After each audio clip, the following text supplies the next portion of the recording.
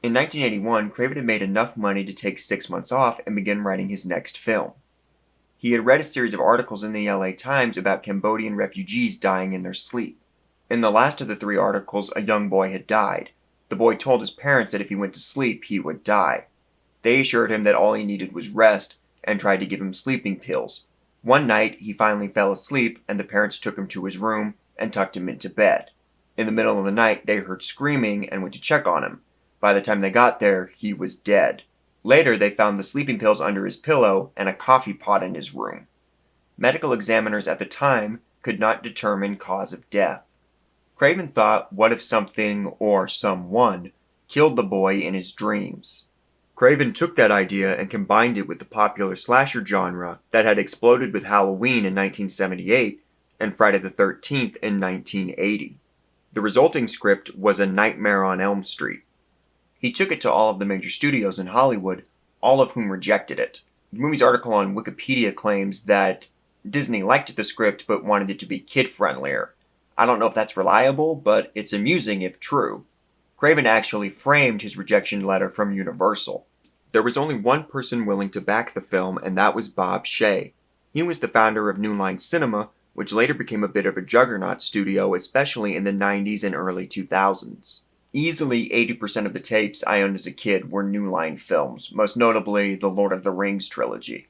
But at the time, the studio was a distribution company. Shaye bought and distributed cheap films. He especially liked horror because horror films are cheap and almost always earn a profit because of it. A Nightmare on Elm Street was one of the first films New Line actually produced themselves. They ultimately had to give away the video rights in order to finance the movie. A Nightmare on Elm Street was released on November 16th, 1984. If you've never seen the film or just need a refresher, I'll give a brief summary.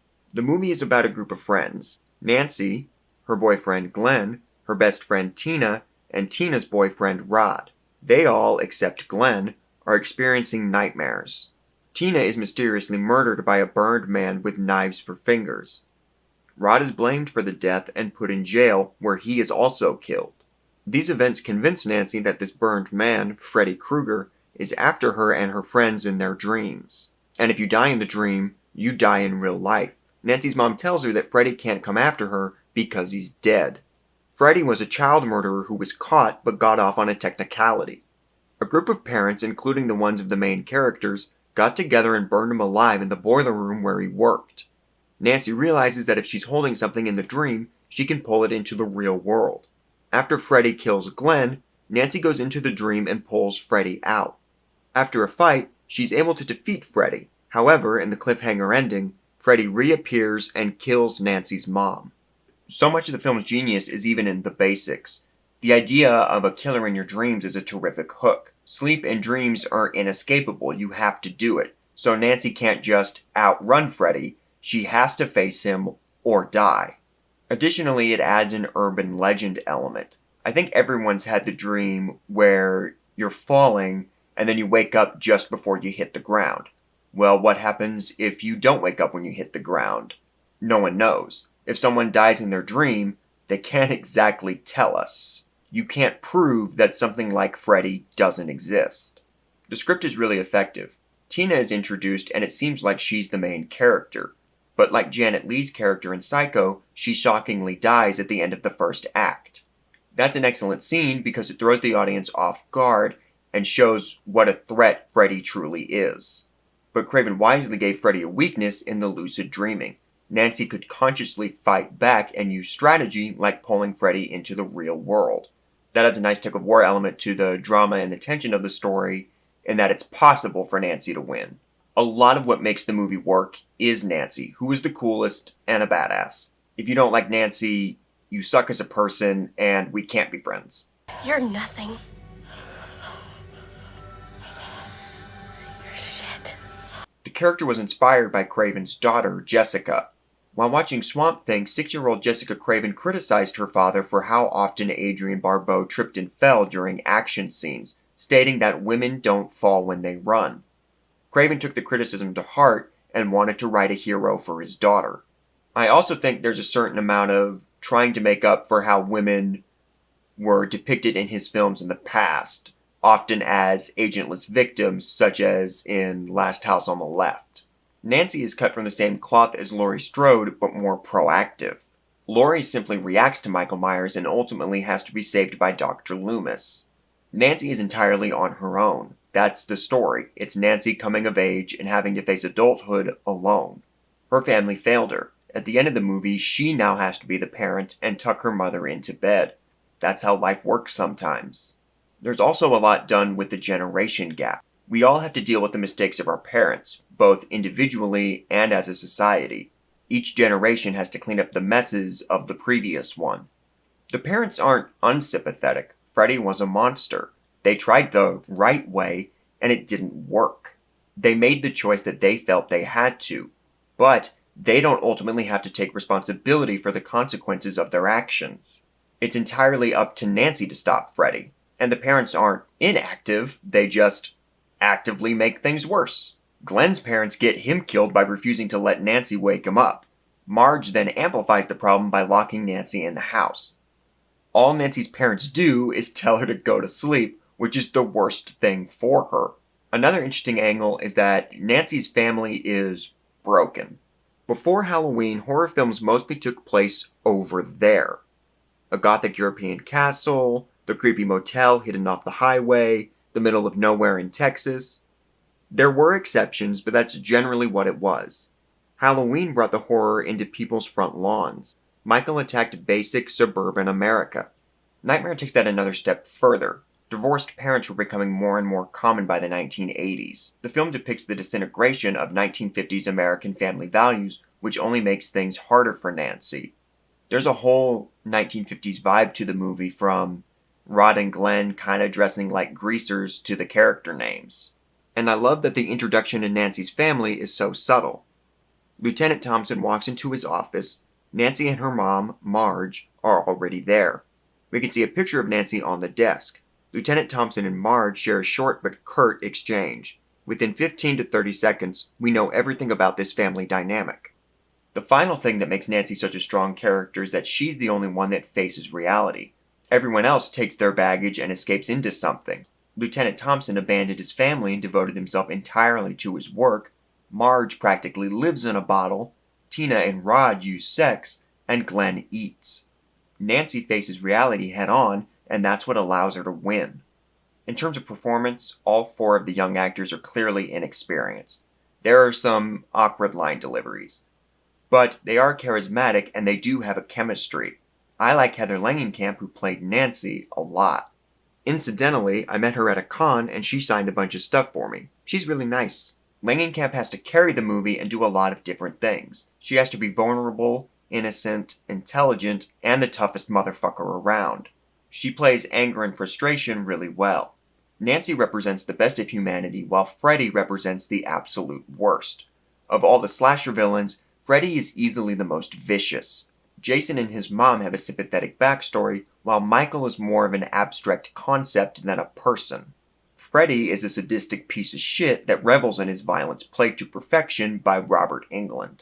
Craven decided to make Freddy burned because it gave him a mask, like Michael and Jason, but still allowed him to have an expressive face and talk.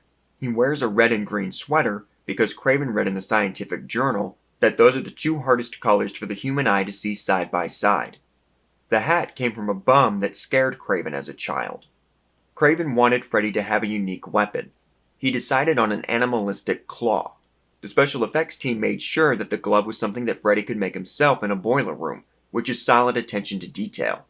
Englund plays Freddy with a lot of swagger and manic glee. The glove was heavy, causing Englund's arm to slouch a little. Englund decided to use it for his performance, giving Freddy a kind of gunslinger stance. Body language was incredibly important to Englund for his performance, especially how he used the glove. I also love how gleeful Freddy is at the beginning of the movie versus how he's visibly seething during his final fight with Nancy. Freddy is genuinely creepy in this one, which gets lost a little in the sequels. Freddy has fun and makes jokes, but they don't really make you laugh in the ha-ha way, more of an uncomfortable, nervous laugh. The budget was only $1.8 million, but they make the most out of it. Freddy's makeup is incredible. He never looks better than this. Here his face is slimy, the sweater is frayed and dirty, and his pants are covered in oil. It's a great design. A lot of the special effects are genius and deceptively simple. The great shot of Freddy appearing in the ceiling above Nancy, it's literally spandex. The special effects guy, Jim Doyle, went to the craft store and bought some spandex. They made a panel of it and put it above the bed, and then he pressed his face against it. It probably cost a dime to do, and it looks great. The two biggest set pieces use the same trick, which is the rotating room. The first of these is Tina's death, which is one of the most effective scenes in a horror movie ever. I wish I could have seen this movie without having any prior knowledge of Freddy or what his deal was. I imagine this scene was the scariest thing ever when people first saw it in 1984 without knowing what the hell was going on. The other scene is Glenn's death, where he gets pulled into the bed and a fountain of blood comes out. Part of my enjoyment is that I'm not a huge Johnny Depp fan, so it's a little cathartic to see him die. But it's also just an unnerving scene. It shows you just enough to freak you out, and then pulls out before it gets too silly or too over the top. It's a scary scene for two reasons. One, what did Freddy do to him? We never really find out, and that's a good thing. Two, how does 90-pound 1984 Johnny Depp have that much blood in him? It's a really surreal scene that fits the weird reality of the film. Speaking of surreal, I like how subtle the dreams are. They just do little things, like leaves blowing inside the school. It puts you slightly off without going too over the top with it. I want to give a special shout out to Jack Hatkin, who was the director of photography. He's amazing and one of the MVPs of the movie. He still works today doing a lot of second unit work on big films such as Black Panther and Kong Skull Island. The movie looks great. Hatkin does a lot of Steadicam and dolly work, so there's a lot of single take shots. These are really effective in horror movies. It puts the audience on edge because cuts come a little later than they should. It adds to the surreal, dreamlike nature of the film. It's a really easy way to convey suspense. Rick Shane and Patrick McMahon edited the film, and I think they did a great job. This feels like one of those films that really came together in the edit. It's perfectly paced with zero fluff. It's easily one of Craven's tightest films, and certainly the tightest by that point in his career. Having seen some of the cut footage, they made a lot of really great choices that allow the movie to shine. For example, to go back to Glenn's death, Craven did shoot a shot where Glenn's dead body rose out of the bed. It's really goofy looking and doesn't work. It was a smart move to cut it. That scene is scarier if we don't see a body. Also, Charles Bernstein's music is amazing. However, I do have one complaint, and that's the ending. Craven's intended ending was that Nancy would vanquish Freddy and then drive off into the sunset with her alive-again friends, implying that the entire movie had been a dream. However, Shay wanted to hook for a sequel. He also had seen a lot of horror films with jump scare endings like Carrie and Friday the 13th. Craven felt a certain amount of gratitude to Shay because he was the only one that believed in and paid for the film, but also hated the idea. They compromised on an ending where Nancy is locked in a Freddy car and driven off to an unknown fate while Freddy kills Marge. I hate this ending. It's a pet peeve of mine with certain horror films where they will establish a certain set of rules. The characters will follow those rules to a T. It will seem to work, but then it doesn't for the sake of a cheap jump scare at the end because fuck you. It also doesn't make any damn sense. Is Nancy awake or asleep? Did she ever wake up? And if the entire third act was a dream, as the ending implies, why is Freddy so weak and not using any of his powers? The ending sucks. Nightmare on Elm Street was a massive success. In the US, it made around $25 million and $57 million worldwide, as well as being reviewed well critically. Additionally, the original Elm Street came out as the home video craze was really starting to take off. A lot of additional success came from that market. Unfortunately, Craven saw pretty much none of that. In order to make the movie, one of the things he agreed to was that Shay got all of the rights. Craven got his director's fee, and that was pretty much it. New Line became the studio it did because of Freddy. It was called The House That Freddy Built. Elm Street sequels kept that studio alive for years. Shay did provide Craven with retroactive compensation in the mid-90s, which is more than pretty much any other producer would have done. This is one of my favorite movies. It's excellent, easily one of the best horror films ever made. It has the most imagination and creativity of any of the Craven films I've covered so far on this channel. It's one of the best scripts Craven ever wrote, if not the best. It's thematically rich with engaging and charismatic characters, particularly Nancy and Freddy, who are perfect foils. The special effects are genius, the cinematography is amazing, and the music is atmospheric and creepy. It's an amazing movie that's firing on all cylinders.